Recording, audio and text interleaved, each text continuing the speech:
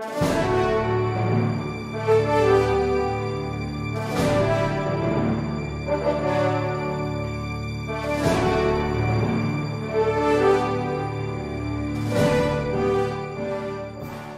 party, yung gano'n pong...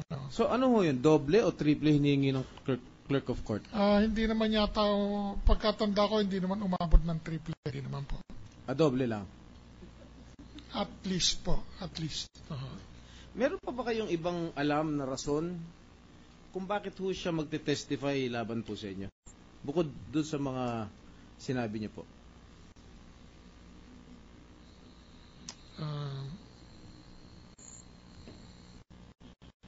Sige po. I think po, I'm sorry, I really apologize to this court to have to say it, pero may tanong po si Senator Jinggoy Estrada. Palagay po nagpagamit si Ombudsman sa Malacanang. Sabi yan na ginong Chief Justice. Kasi naman po ang support. Tama yun kasi hindi po authenticated yun po akong alam na guilty ako nung isang predicate crime. Hindi naman court order. Walang kung ganito, walang kung ganyan. At isa pa pong bagay na kinakatakot ko doon sa pangyayaring yun eh. Kasi po, pinadala niya ako ng sulat, pinasasagot niya ako within 72 hours.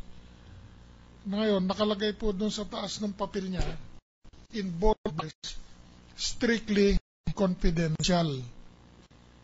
Nung opisina ko, yung sulat ni Ombudsman Morales, nakasil po yung envelope, brown thick back.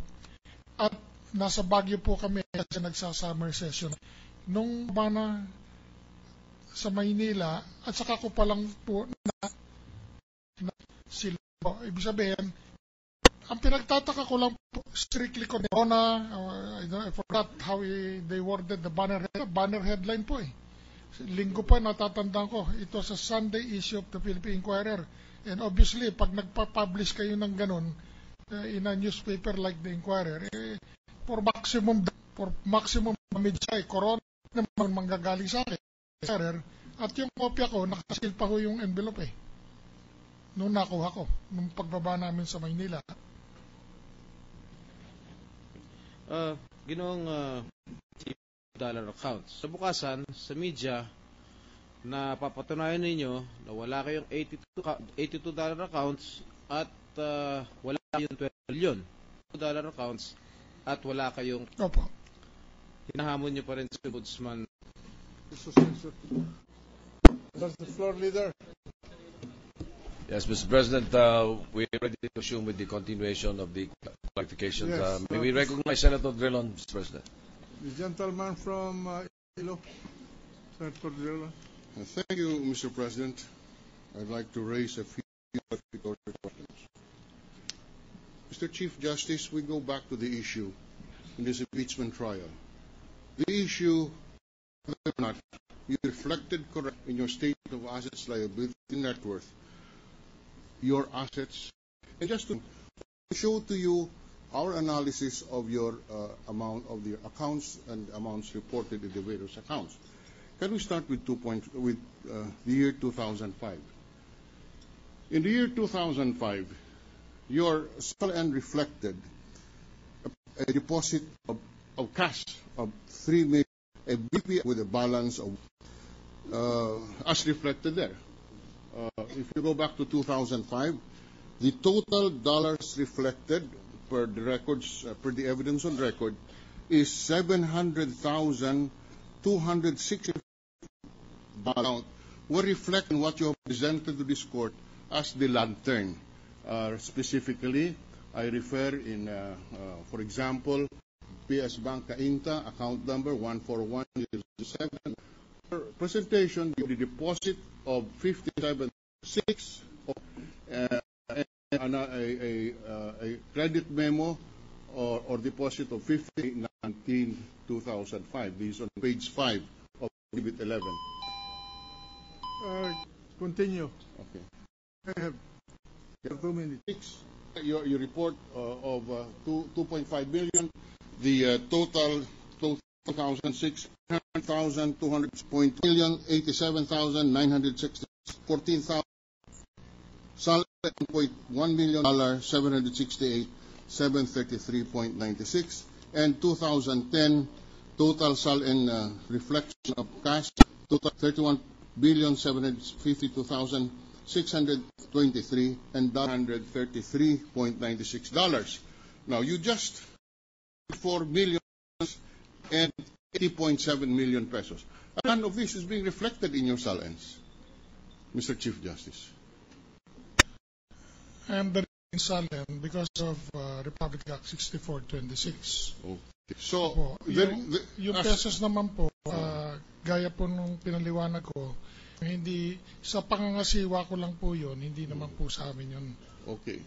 Yun po ay sa pangangasiwa mo. Ngunit hindi ba dapat yung pera na sa pangangasiwa mo ay dapat i-report mo rin at yung corresponding liability ay i-report mo? Halimbawa, 34.7 million ang inyong hawak for BGI. Yan po ay liability. Ngunit yan din po ay asset, hindi po ba yun? Pardon me, Senator, pero hindi po ako accountant. Okay, hindi sige. po ako nakakaintindi ng mga asset, debit, credit na yan. Naiintindihan ko lang po yung ordinaryong pagkakaintindi ng abogado dyan. Of the dispute there. You did not report it. In the same manner that you did not report your dollars because in your view, the law... last question, when do you start depositing your amount, your monies in dollars in the banks? Siguro po mga 1972. Bagamat nag-iipon, nagpapapalit na po kami ng dollar noon. Nung umpisa po, hindi naman kayo pwedeng mag-open ng dollar account sa bangko eh. Kasi po, at that time, I think the government was, you were required to, at least the businessmen, those who were earning dollars from their businesses, had to surrender their dollars. Yung mga ordinaryong tao naman po katulad natin na magbabiyahe halimbawa, tapos may sosobra, hindi na natin binabalik sa bangko yon, tinatago na natin yon. Kung mayroong kaibigan na nangangailangan ng pesos, mayroon siyang dollar, o gusto mo bilhin yung dollar ko, o sige, bibili mo yung dollar mo. Tinatago lang po natin yon. Hindi po pwede mag-deposito nun eh. Noong mga 72, 73, hindi ko po matandaan yung year na yon, parang naglabas po wala pa po yung FCDU law. Ang tawag pa yata nila ron yung parang 343 account yata ang tawag doon eh. Yung Central Bank Circular 343 allowing people who had dollars to open dollar accounts. Pero parang nag-umpisa yata po yun, kung hindi ako nagkakamali, around 72 or 73. Doon lang po ako nakapag-deposito nun. Yeah. For the record, the FCDU accounts were started in 1974. Thank you very much, Mr. President. May we recognize that? Hindi pwede. Who is next? I'll just, if the court will allow me, Your Honor, may I just be given only 1 minute, Your Honor, to make a short statement. I notice in there the 700. Sorry, Your Honor, I'm not yet permitted. What is the pleasure of the gentleman from the defense? Thank you. Because there is What is your pleasure? There is the statement there, Your Honor, that per testimony of Mr. Garcia, there was something $738,000, Your Honor. I understand, based on the record of the proceedings, if I am correct, because I was going over them several nights, this was not pursued by Mr. Garcia because there is a restraining order, Your Honor. And we do not know, it was not even marked, Your Honor, neither the amount. And he was very clear before this court that in view of this restraining order, Your Honor, he cannot proceed with his testimony on his dollar account. Anyway, we record your manifestation. Thank you, Your Honor. Can I just respond to the manifestation, sir? The gentleman from Iloilo. Yes, that is correct. Mr. Garcia only testified on the account number. Correct. The amount of 768,000 is reflected in the AMLA report, which has the same account number ending 0373.